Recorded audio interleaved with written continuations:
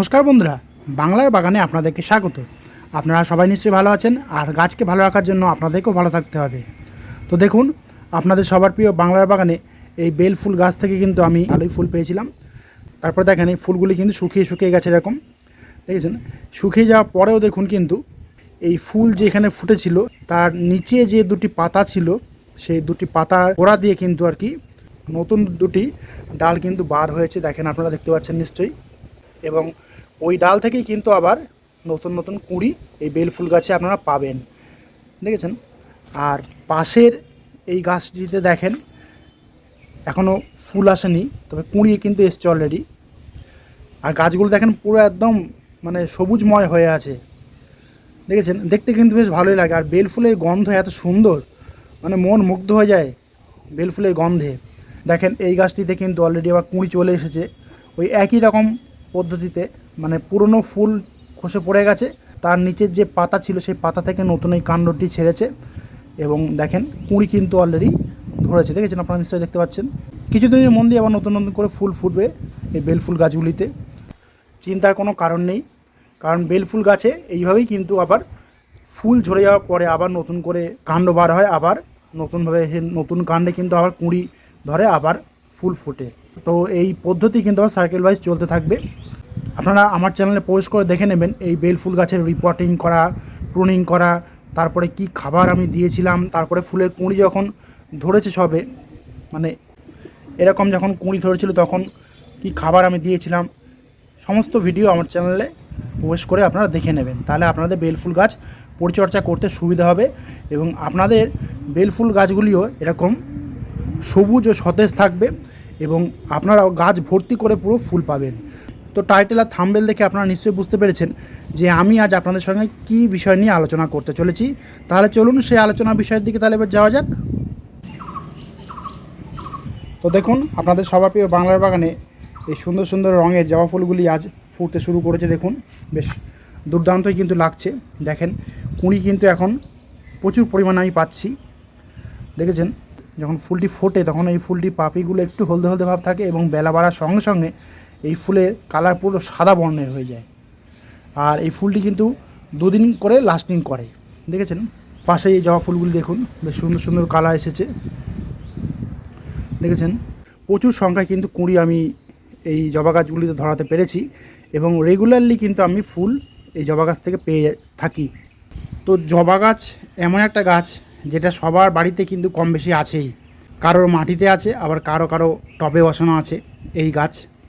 আর এই জবা গাছকে রিপোর্টিং থেকে শুরু করে কাটাই ছাঁটাই করা, এবং তারপরে কিভাবে কি খাবার কখন আমি দিয়েছি, কিভাবে রুট ট্রিটমেন্ট করেছি, সমস্ত কিছুই কিন্তু আমার চ্যানেলে দেওয়া আছে। আপনারা আমার চ্যানেলে প্রবেশ করে সেই ভিডিওগুলি দেখে নেবেন, তাহলে আপনাদের অনেক সুবিধা হবে এই গাছ পরিচর্যা করতে। কিন্তু যাতে জবা গাছে এখনও কাটা ছাঁটাই করেননি তাদের জন্যই এই কথাটা আমি বললাম।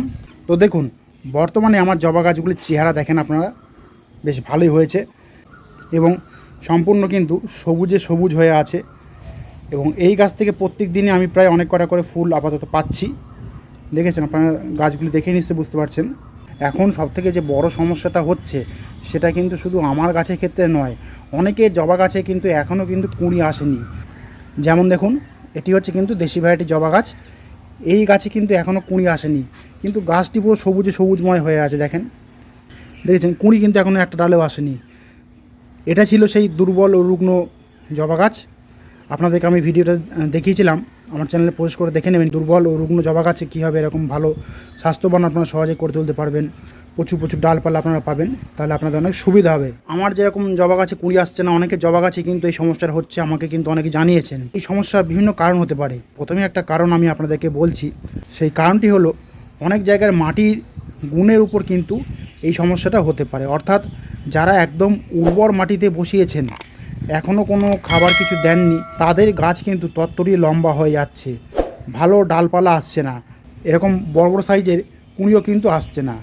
আবার কিছু কিছু জায়গার মাটি কিন্তু উর্বর নয় একদমই, সেরকম মাটিতে যারা বসিয়েছেন তাদের গাছ বৃদ্ধিও পাচ্ছে না এবং ফুলও ফুটছে না। তো টবে যাদের গাছ রয়েছে তারা অবশ্যই কিন্তু সময় মতো রিপোর্টিং, প্রুনিং, রুট ট্রিটমেন্ট, বিভিন্ন রকমের খাবার দেওয়া, সব কিছুই কিন্তু আপনাদেরকে সময় মতো করতে হবে। এই কাজগুলি কিন্তু না করলে ভালো ফুল এই জবা গাছ থেকে আপনারা একদমই পাবেন না। এখন অনেকের মনে প্রশ্ন জাগতে পারে যে এখন এই জবা গাছগুলি রিপোর্টিং প্রুনিং করা যাবে কি? তো আমি বলবো না, এখন করার সময় আর কিন্তু নেই, কারণ এখন প্রচণ্ড গরম পড়ছে। এতে কিন্তু অনেক সমস্যার সম্মুখীন কিন্তু হতে হবে আপনাদেরকে। আর যারা গাছের রিপোর্টিং প্রুনিং করেননি তারা কিন্তু খুব কম সংখ্যায় ফুল পাবেন এই জবা গাছ থেকে, কারণ প্রত্যেক বছরই কিন্তু রিপোর্টিং করতে হয় এবং প্রুনিং করতে হয়। আর যারা আমার ভিডিওগুলি ফলো করে সব কাজগুলি সময় মতো করে ফেলেছেন তারা দেখবেন প্রচুর সংখ্যায় কিন্তু ফুল আপনারা পাবেন আপনাদের জবা গাছ থেকে, বা পেতেও হয়তো শুরু করে দিয়েছেন। তো দেখুন, এই হলো সেই খাবার, যে খাবারটির কথা আমি আজ আপনাদেরকে বলবো। অনেকে হয়তো দেখে চিনতে পারছেন যারা পুরনো বাগানি রয়েছেন, আর যারা বুঝতে পারছেন না তাদের জন্য বলছি, হ্যাঁ, এটা হলো লাল পটাশ বা এমওপি, অর্থাৎ মিউরেট অফ পটাশ। এই পটাশ যাদের কাছে কুঁড়ি এখনও আসছে না বা কুঁড়ি আসার কোনো টেন্ডেন্সি তৈরি হয়নি, তারা কিন্তু এই রাসায়নিক উপাদানটি অবশ্যই কিন্তু আপনাদের গাছে প্রয়োগ করবেন। এই পটাশ সার কিন্তু আপনারা যে কোনো সারের দোকানে কিন্তু খুব সহজেই পেয়ে যাবেন। তো এবারে বলি, এই রাসায়নিক সারটি কতটা পরিমাণে আপনারা আপনাদের জবা গাছে দেবেন। এখানে দেখুন, আমি এই চামচের হাফ চামচ কিন্তু পটাশ নিয়েছি। নিয়ে এবার করব কি, টবের এই কাঁধ বরাবর এরকম চারিদিকে ছড়িয়ে আমি দিয়ে দেবো। চারিদিকে ছড়িয়ে দেবেন, এক জায়গায় যেন পড়ে না থাকে। এবং তার সঙ্গে সঙ্গে আরেকটি বিষয়ের দিকে খেয়াল রাখবেন, যেন গাছের গোড়াতে একদম না পড়ে। এই 8 ইঞ্চি টবের জন্য আমি কিন্তু এই চামচে হাফ চামচ আমি নিয়েছি। যাদের 12 ইঞ্চি টব রয়েছে তারা কিন্তু এই চামচে ভর্তি নেবেন না, তবে হাফের একটু বেশি নেবেন এই চামচ হলে, আর টিস্পুন হলে হাফ টিস্পুন নেবেন আপনারা। দিয়ে আপনারা টবে কাঁধ বরাবর এরকম দিয়ে দেবেন। দিয়ে খোঁড়ার কোনো দরকার নেই, এইভাবে দিয়ে আপনারা করবেন কি, এরকম একটু জল দিয়ে দেবেন। তাহলে সহজেই কিন্তু সারটি দ্রবীভূত হয়ে মাটির সঙ্গে মিশে যাবে, এবং মাটির সঙ্গে মিশে গেলে কিন্তু জবা গাছ তার শিকড়ের মাধ্যমে কিন্তু খুব সহজে নিতে পারবে এবং দ্রুত আপনাদের গাছে তার ফলাফলটা কিন্তু পেয়ে যাবেন। আর আরেকটা কথা বলি আপনাদেরকে, আর যাদের 6 ইঞ্চি টবে এই জবা গাছ রয়েছে তারা করবেন কি, আইসক্রিমের যে চামচ হয় সেই আইসক্রিমের চামচের হাফ চামচ নিয়ে এরকম চারিদিকে গোল করে ঘুরিয়ে দিয়ে দেবেন, যেন গাছের গোড়ার দিকে একদম গোড়াতে যাতে না পড়ে সেই খেয়ালটা আপনারা অবশ্যই রাখবেন। দিয়ে এরকম জল দিয়ে দেবেন। আমি আমার সব গাছগুলিতে কিন্তু এই খাবার আজকে প্রদান করব। তাহলে হবে কি, প্রচুর সংখ্যায় কুঁড়ি আমার এই জবা গাছগুলিতে খুব সহজে আসবে এবং ফুটবে প্রচুর ফুল। তো এবার বলি, এই খাবারটি আপনারা কতদিন অন্তর দেবেন। এই খাবারটি আপনারা 15 দিন অন্তর একবার করে দেবেন। আর যাদের মাটিতে জবা গাছ রয়েছে তারা করবেন কি, গোড়া থেকে 1 হাত দূরে একটু খুঁড়ে নেবেন, সামান্য একটু গোল করে খুঁড়ে নেবেন। খুঁড়ে নিয়ে এই সারটি প্রয়োগ করে আপনারা জল দিয়ে দেবেন, তাহলে কিন্তু গাছ সহজে নিতে পারবে। আর এর পাশাপাশি আরেকটি কাজ আপনাদের করতে হবে, সেটা হলো এই 0050 অর্থাৎ এসওপি। এইটা কিন্তু আপনাদেরকে 1 লিটার জলে 2 গ্রাম ভালোভাবে গুলে নিতে হবে। নিয়ে পুরো সম্পূর্ণ গাছে এই খাবারটি স্প্রে করে দিতে হবে, এবং প্রত্যেকটি পাতা আর কি এই খাবার পায় সেদিকে কিন্তু খেয়াল আপনাদেরকে রাখতে হবে। এটা হয়তো অনেকের কাছে নেই, তারা পেয়ে যাবেন আপনারা, কারণ আমি অনলাইনে এই খাবারটি আমি নিয়েছি। আমি প্রতি বছরই আমি এই খাবারটি দিয়ে থাকি, তাহলে কিন্তু প্রচুর সংখ্যায় কুঁড়ি আমি আমার জবা গাছগুলিতে আনতে পারি খুব সহজেই। আপনারা যদি চান লাল পটাশ ইউজ করবেন না, শুধু এইটা ইউজ করবেন, তাও আপনারা সহজে করতে পারেন। কারণ লাল পটাশ হয়তো অনেকে ব্যবহার করতে চান না, তারা বিভিন্ন সমস্যা থাকতে পারে, তারা এই এসওপিটা ইউজ করতে পারেন, কোনো অসুবিধা হবে না। এই এসওপিটা আপনারা ইউজ করবেন প্রতি 7 দিন অন্তর আপনারা 2 গ্রাম 1 লিটার জলে গুলে পুরো সম্পূর্ণ গাছটিকে স্নান করিয়ে দেবেন। তাতে হবে কি, গাছ পাতার মাধ্যমে এই খাবারটি সহজে গ্রহণ করতে পারবে এবং প্রচুর সংখ্যায় কুঁড়ি কিন্তু আপনাদের কাছে আনতে খুব সাহায্য করবে। এই এসওপি খাবারটি যদি আপনারা দেন, তাহলে কিন্তু ওই লাল পটাশ কিন্তু আপনাদেরকে মাটিতে বা গাছের গোড়াতে কিন্তু দিতে হবে না। আরেকটি গুরুত্বপূর্ণ কথা আমি আপনাদেরকে বলি, যারা এই রাসায়নিক সার ইউজ করেন না একদমই, তারা পুরো জৈব উপায়ে আর কি জবা গাছ করেন বা বাগানে অন্যান্য ফুল গাছও করেন, তারা করবেন কি, কলার খোসা এবং পেঁয়াজের খোসা ভিজিয়ে যে জলটি আপনারা পাবেন সেই জলটি গাছের গোড়ায় দিয়ে দেবেন। তাহলে কিন্তু একই কাজ হবে, কারণ ওই দুটি উপাদানেও কিন্তু এই পটাশিয়াম আর কি থাকে। তবে রাসায়নিক সার দিলে কাজ যেরকম খুব দ্রুত হবে আর কি, কলার খোসা এবং পেঁয়াজের খোসা দিলে কাজটা অত দ্রুত হবে না, কারণ যেহেতু সেটা জৈব উপায়।